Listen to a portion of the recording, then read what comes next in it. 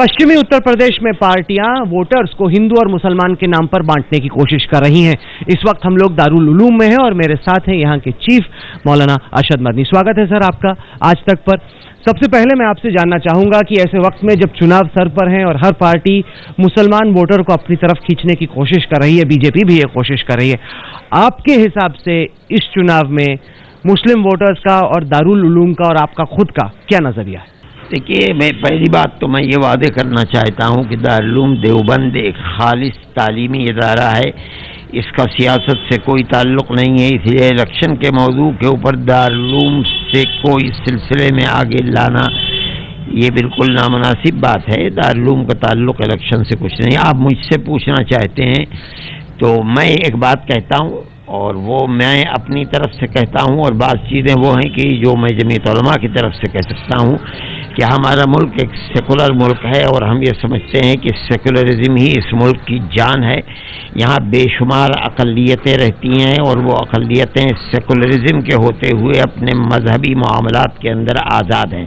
Secularism क्या है आपके? मैं सेकुलरिज्म का मफहूम ये लेता हूँ कि अगर कोई पार्टी ये कहती है कि ये मुल्क हिंदू का है और हिंदू स्टेट बनकर इस मुल्क का कानून और निज़ाम चलेगा, मैं कहता हूँ कि वो पार्टी सेकुलर पार्टी नहीं है बल्कि वो फिरका परस्त पार्टी है। एक बड़ा तबका है जो कहता है कि सेकुलरिज्म के नाम पे पॉलिटिक्स हो रही है, अपीजमेंट हो रही है और इस वजह से सेकुलरिज्म एक मास्क बन गया है। हकीकत में हो रही है अपीजमेंट और उसको खत्म करने का वक्त। नहीं, मैंने आपको एक मेयार दिया है कि जो ये कहता है कि इस मुल्क को आगे हम अगर इख्तिदार में आएंगे तो हम इसको हिंदू स्टेट बनाएंगे, जो ये कहता है कि हिंदुस्तान में रहना है तो वंदे मातरम कहना है, हम ये समझते हैं कि ये इस मुल्क को सेकुलर नहीं रखना चाहता है बल्कि ये इस मुल्क को एक हिंदू स्टेट के रूप के अंदर रखना चाहता है। अगर मुल्क हिंदू स्टेट बनकर रहेगा तो अक़लियतें यहाँ चैन और सुकून से नहीं बैठेंगी। एक मर्तबा इस बुनियाद के ऊपर मुल्क तकसीम हो चुका है, फिर मुल्क तकसीम होगा और टूटेगा। ये मुल्क जिंदा अगर रह सकता है तो सिर्फ प्यार और मोहब्बत से रह सकता है, हिसाब से अगर आज़ादी के साथ रह सकता है। आपके हिसाब से अगर कम्युनल फोर्सेस पावर में आ जाए तो मुल्क टूट जाएगा, पार्टीशन हो जाएगा? हो नहीं सकता है। कौन है अक़लियतों को कौन रख लेगा? अक़लियतें रह जाएंगी। मैं आपसे एक सवाल करता हूँ, अरे भाई, इंडोनेशिया के अंदर एक छोटा सा इलाका था तैमूर, जिसके अंदर ईसाई रहते थे। सारी दुनिया ने मिलकर के मुल्क को तकसीम करा दिया, नहीं करा दिया? आप देखिए, सूडान के अंदर जुनूबी हिस्से में थोड़े से हिस्से के अंदर ईसाई की अगलबियत थी, तकसीम करा दिया ईसाई मुल्कों ने रह करके। आपके इस मुल्क के अंदर कितनी स्टेट हैं जो इस वक्त क्रिश्चियन स्टेट हैं? आप देखिए, हिंदुस्तान के मशरिक के अंदर आपके बोडोलैंड भी उसी तरफ से, नागालैंड, मिजोरम, अरुणाचल, मेघालय, कौन माई का लाल है हिंदू स्टेट बन जाए और ये स्टेट रह जाएंगे, मुल्क तकसीम हो। पर सर, इस बार का चुनाव जो है वो तो विकास के नाम पर पार्टियां कह रही हैं कि वो लड़ रही हैं और कई सारे ऐसे मौलाना हैं जिन पे आरोप लग रहा है कि वो एक खौफ पैदा कर रहे हैं कि अगर मोदी आ गया तो देश में ऐसा हो जाएगा, वैसा हो जाएगा। मोदी का कैंपेन उठा के देखिए, उन्होंने तो अपनी जुबान से एक चीज कम्युनल नहीं बोला। हम मोदी को कभी नहीं कहते, एक मोदी नहीं 50 मोदी आ जाएं, हमें मोदी का खौफ नहीं है। हम तो ये कहते हैं कि मुल्क दो नजरियात की जंग लड़ रहा है। ये मुल्क हिंदू स्टेट रहे, बीजेपी कहती है हिंदू स्टेट रहे, उसने अपने आदमी को लाकर खड़ा कर दिया कि ये मोदी है। मोदी की जात से कोई ताल्लुक नहीं है। पर आपको नहीं लग रहा कि आरएसएस भी और बीजेपी भी बदल रहा है? हिंदू स्टेट की, राम मंदिर की, अयोध्या की, राम जन्मभूमि की इस बार बात नहीं हो रही है। वो कह रहे हैं कि हिंदू हो या मुसलमान ये छोड़ दो, रोजगार के बारे में सोचो, विकास के बारे में सोचो। गरीबी हिंदू मुसलमान दोनों को इम्पैक्ट है। इक़्तिदार को हासिल करने के लिए एक धोखा है। अगर इक़्तिदार में आ जाएंगे तो जो हालात मुल्क के अंदर बद से बदतर अक़लियतों के लिए आ जाए, इससे 50 गुना ज़्यादा होने का ख़तरा है हमें। और हम ये समझते हैं कि अगर उनको इक़्तिदार होगा तो सबसे पहले जो छुरी अगर चला सकते हैं वो, अगर उनके अंदर इक़्तिदार मुकम्मल हो गया, सबसे पहली छुरी वो चलाएंगे कि अक़लियतों और बिलखुसूस मुसलमान को वोट के हक़ से महरूम रखेंगे। आज तक अगर वो इक़्तिदार से महरूम हैं सही तरीके पर, सिर्फ इस बुनियाद पर है कि अक़लियतों को वोट डालने का हक़ है। सर, हकीकत यह है कि 2002 के बाद गुजरात में दंगे नहीं हुए। आप कह तो रहे हैं कि ऐसा हो जाएगा वैसा हो जाएगा, लेकिन गुजरात में 2002 से अब तक 12 साल हो गए। पहले हर साल दंगा हुआ करता था, 12 साल में एक दंगा नहीं हुआ। वहां के मुसलमान अच्छा कर रहे हैं, रोजगार मिल रहा है, अमीर हो रहे हैं। सच्चर कमेटी की रिपोर्ट कहती है कि समझ रहे हैं, आप गलत समझ रहे हैं। गुजराती जहां है कारोबार के साथ जिंदा रहता है। गुजराती रंगून में था, रंगून के अंदर सबसे बड़ी अकलियत इक्तिसादी एतबार से थी। रंगून गैर आबाद हुआ, वहां के वो चले गए साउथ अफ्रीका के मुसलमान को देख लीजिए, गुजरात को बिल्कुल टॉप के ऊपर है। साउथ अफ्रीका से निकल करके वो इंग्लैंड के अंदर पहुंचे, इब्तदाई हालात उनके खराब रहे।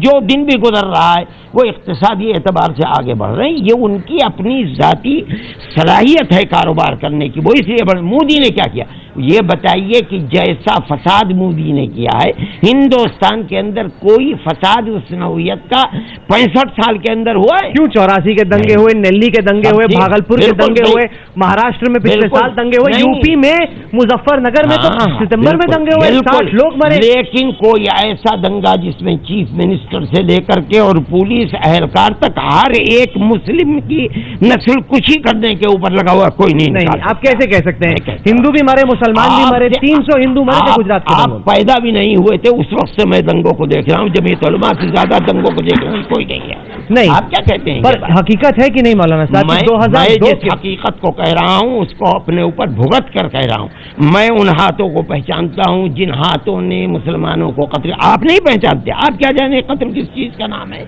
आप क्या जाने आग लगाना किस चीज? मुस्लिम अकलियत से पूछिए, वो उन हाथों को पहचानती है जिन हाथों ने खंजर से मुसलमान को ज़बह किया। मैं जानता हूँ कौन ज़बह करने वाले। आप फसादात की तारीख मुझसे बताएंगे? मुझसे पूछिए फसाद। पर 2002 के बाद तो दंगा नहीं हुआ। हकीकत है ये गुजरात की, पहले गुजरात में हर साल दंगा हुआ। जो दंगा हो गया है गुजरात के अंदर, उसने मुसलमान की कमर को तोड़ दिया था, मायूस कर दिया था। ये तो मुसलमान सख्त जान है, हिमालय पहाड़ की तरह की वो जिंदा है। वरना मोदी और बीजेपी मुसलमान को जिंदा रखेगी। आज भी अगर वो खुदा न खास्ता मुल्क के अंदर इख्तिदार हासिल होगा, सबसे बड़ा भुगतान मुसलमान को भुगतना पड़ेगा। और मुझे ये खतरा है कि कहीं म्यांमार की तरह मुसलमान हिंदुस्तान के अंदर जिंदगी ना बसर करे। पर हकीकत ये भी है कि कई सारे मुसलमान तो अब बीजेपी और मोदी की तरफ रुख कर रहे हैं। साबिर अली गए, एमजे अकबर गए, और आप अमूमन जो यंग मुसलमान है, जो नौकरी की तलाश में है, जिसको अपने फ्यूचर की फिक्र है, वो तो कह रहा है कि उतना मोदी बुरा नहीं है जितना मौलाना साहब बताते हैं। मोदी का क्या मसला है? बीजेपी उतना बुरा नहीं। आप गलत कहते हो। बीजेपी आरएसएस का बिंग है। मैं कहता हूँ ये बीजेपी किसी अकलियत को और बिलखुसूस मुसलमान को मुल्क के अंदर आज़ादी के साथ जीने का हक नहीं देती। आज तक जो कुछ हुआ है वो बीजेपी के नजरियात ही से हुआ है। और बीजेपी अपने नजरियात को खत्म कर दे और हमारे सामने आए और हमें तजुर्बा करने दे कि वो अपने नजरियात से हट गई, हम बीजेपी की हिमायत। तजुर्बा आपको हो नहीं रहा। कैंपेन उठा के देखिए, एक भी शब्द कम्युनल या हिंदुत्व या राम मंदिर का अब तक बीजेपी ने नहीं। आप नहीं समझते, जरूरत के वक्त आदमी गधे को भी बाप बनाता है। आज उन्हें इख्तिदार की फिक्र है, इसलिए मुसलमान के लिए ये बात कह रहे हैं। अगर इख्तिदार न होता तो हम देखते बीजेपी कैसे कहती है।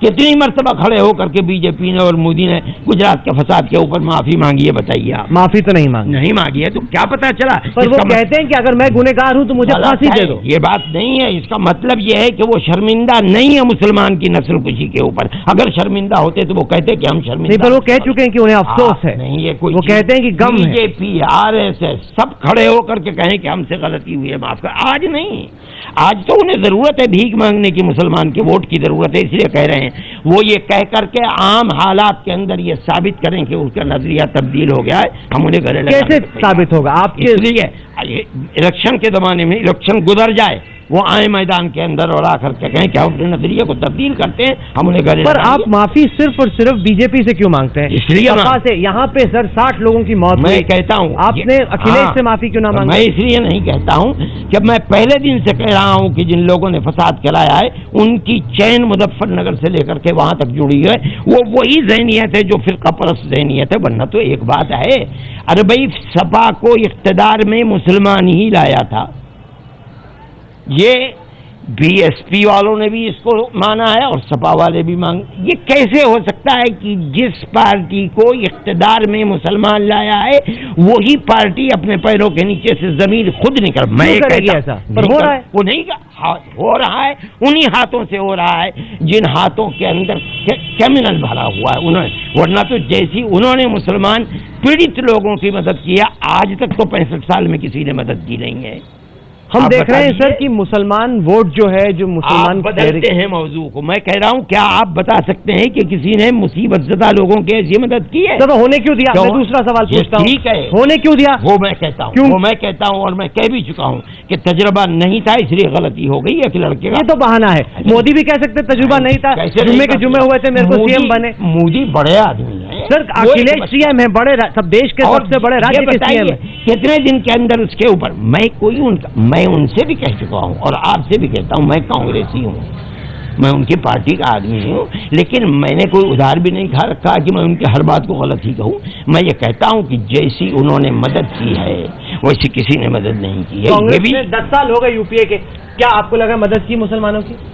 देखिए, दो मौजू अलग अलग है। नहीं, पर यह है मौजू, मैं कहता हूँ हाँ मदद की मुसलमान। कैसे? देखिए, किसने अकलियती किरदार जामे मिलिया का दिया है, किसने किया है? आप समझते हैं इस बात? मैंने कराया है, मैं गया हूँ बार बार लेकर के उसको प्राइम मिनिस्टर के बाद, प्राइम मिनिस्टर लेकर के गए सोनिया जी के पास, और आज उसके अंदर 20,000 लड़कों के अंदर 14,000 लड़के मुसलमान पढ़ रहे हैं। क्या ये कांग्रेस का काम नहीं है? पर सर, आपकी बात में इतना वजन है, इस वजह से मैं आपसे पूछता हूं कि आप जब इस तरह की बातें करते हैं, आपको नहीं लगता कि कौमी एकता के लिए, देश की जो सोशल फैब्रिक है उसके लिए बहुत बड़ा खतरा है? अगर आप इतना खौफ पैदा करेंगे कुछ भी होने से पहले, नहीं आप कह रहे हैं ऐसा हो जाएगा वैसा हो जाएगा, अब न जाने होगा कि ना होगा। नजरियात है ना, वही नजरियात है। नजरियात है कि नफरत? नहीं, वही नफरत के नजर। पर नफरत की नजर क्यों है सर? इसलिए है कि वो ये नहीं चाहते हैं कि उनके इस मुल्क के अंदर मुसलमान जिंदा रहे। नहीं, वो तो कह रहे हैं उनकी नजर में नफरत नहीं, मैं पूछ रहा हूँ आपकी नजर में नफरत। भाई, मेरी नजर में नफरत आज वो कह रहे हैं जब उनके सामने इलेक्शन है और मुसलमान के वोट की कीमत है,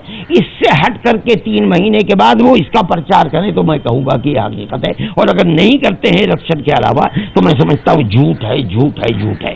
हम देख रहे हैं कि इस बार जो मुस्लिम ओपिनियन है वो डिवाइडेड है।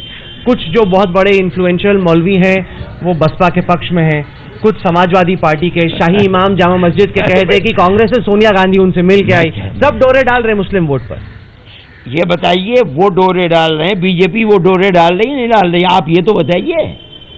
बीजेपी भी अपील कर रही है मुस्लिम की बात, तो इनका क्या कसूर है? अरे भाई, अगर बीजेपी जैसी पार्टी, हम जिसके हाथ को मुसलमान के खून में रंगा हुआ देखते हैं, वो आज मुसलमानों पर डोर, तो आप कांग्रेस और सपा से और बीएसपी से क्या शिकवा करते हो? अरे भाई, इन पार्टियों को तो ये तो जब कभी भी इख्तिदार में आएंगी मुसलमान ही के वोट से इख्तिदार में आएंगी, और किसी तरह। तो आप जो लोग देख रहे हैं, हिंदू भी मुसलमान भी, मौलाना अरशद मदनी चुनाव के लिए क्या बात रखना चाहेंगे? मैं सिर्फ एक बात कहता हूं, और मैं दे चुका हूं, अपने पैसे से दे चुका हूं। हराम है जो किसी पार्टी से मैंने पैसा लिया हो। मैं ये कहता हूं कि 2 नजरियात की लड़ाई है। वो नजरिया जो इस मुल्क को हिंदू स्टेट बनाना चाहता है, मुत्तहिद होकर के उस नजरिए को मैदान से धकेलो, और जिस कॉन्स्टिट्यूंसी में सेकुलर माइंड किसी भी पार्टी का कैंडिडेट आगे बढ़ रहा है, जमा होकर के उस कैंडिडेट को आगे बढ़ा दो। मेरा ये एक बहुत साफ और सुथरा नजरिया है। कहीं बीएसपी का बढ़ रहा है, उसे आगे बढ़ा दो। कांग्रेस का बढ़ रहा है, उसे आगे बढ़ा दो। समाजवादी पार्टी का बढ़ रहा है, आगे बढ़ा दो। आपका आगे बढ़ रहा है, आगे बढ़ा दो। बीजेपी को न आने दो। अगर आएगी तो उसका भुगतान सब भुगतेंगे, अक्सरियत भी और अकलियत भी। मुल्क से चैन और अमन जाएगा, और सबसे ज्यादा जो भुगतेगी वो मुस्लिम अकलियत। पर आप ये कहेंगे, मेरा एक नजरिया है, मैं उस नजरिए के अंदर आजाद हूँ। पर आप ये कहेंगे तो दूसरा पर्सपेक्टिव होगा कि हिंदू पोलराइज हो जाएगा। नहीं, आप कह रहे हैं कि मुस्लिम वोट कंसोलिडेशन होना चाहिए। नहीं, जो बात तो उल्टा इम्पैक्ट ये होगा कि मुस्लिम पोलराइज हो जाएगा, देश हिंदू और मुस्लिम के नाम पे बढ़ जाएगा। नहीं हो सकता। क्यों? मैं ये कह रहा हूँ वो आगे बढ़ने वाला कैंडिडेट हिंदू हो तब, मुसलमान हो तब, उसे आगे बढ़ाओ। कैसे हो जाएगा? अरे भाई, बीएसपी के सारे कैंडिडेट मुसलमान हैं, समाजवादी पार्टी के सारे कैंडिडेट मुसलमान नहीं, पर उसके नाम पर बीजेपी के पक्ष में हिंदू वोटर पोलराइज हो जाएगा। अगर मैं ये कहूं कि मुसलमान को आगे बढ़ाओ, चाहे वो किसी भी पार्टी का हो, तो आपकी बात। मैं कहता हूं हिंदू हो सिख हो, आप उसे आगे बढ़ा दीजिए अगर उसका पल्ला भारी है। इसके अंदर कैसे हो जाएगी फिरका परस्ती? जमीयत उलमा को कोई ये कहे फिरका परस्ती, हमने तो फिरका परस्ती के मुकाबले में अपनी टोपियों को पैरों से रजवाया है। हमारे तो सर की पगड़ियों को लोगों ने, हमने तो कभी फिरका परस्ती, हम आज भी फिरका परस्त नहीं है। मौलाना अरशद मदनी साहब, आपने आज तक के लिए वक्त निकाला, इसके लिए आपका बहुत बहुत शुक्रिया।